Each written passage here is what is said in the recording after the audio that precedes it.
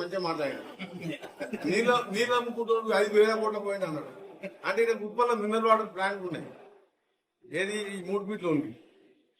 ఆ తర్వాత ఆ నీళ్ళ ప్లాంట్ బంద్ చేసి ఎన్టీ రామారావు వచ్చి లిక్కర్ పొంది అన్నాడు. మహారాష్ట్రకి వెళ్ళి తీసుకొచ్చి మిర్యాలగూడ నల్గొండ మందం మీద మిర్యాలగూడ పోలీస్ స్టేషన్ కేసు ఇప్పటికున్నది ఈయన మీద. నేను ఇన్నిసార్లు చెప్పినా దాని మీద మాట్లాడతలేడు. మంద అమ్ముతుంటే ఆ పోలీసులు పట్టుకుని మెత్త కొట్టి లాకప్ వేసి. ఆ తర్వాత 3 మర్డర్ కేసుల కిరాయి మర్డర్ల మదన్ మోహన్ రెడ్డి, రామరెడ్డి, బుక్సం.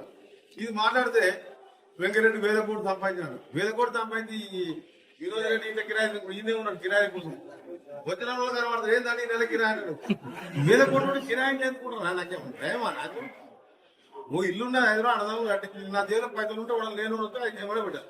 చిన్నగా పడుతుంది 2 పిల్లలు నేర్చుకొని వచ్చింది. ఆ కట్టెరపల్లి భర్త చనిపోయింది, మధుసూదన్ రెడ్డి సార్ చనిపోయినప్పుడు వచ్చినాం. 2 ఆడపిల్లలు సార్ ఫీజు కట్టాలి సార్ దగ్గరకు వస్తున్నాయంటే ₹1,00,000 అంటే జైలు 50 మంచిగా మాట్లాడాడు. నీళ్ళు అమ్ముకుంటూ 5,000 కోట్ల పోయింది అన్నాడు. అంటే ఇక్కడ కుప్పల్లో మినరల్ వాటర్ ప్లాంట్ ఉన్నాయి, ఏది ఈ 3 ఫీట్లు ఉంది. ఆ తర్వాత ఆ నీళ్ళ ప్లాంట్ బంద్ చేసి ఎన్టీ రామారావు వచ్చి లిక్కర్ పొంది అన్నాడు.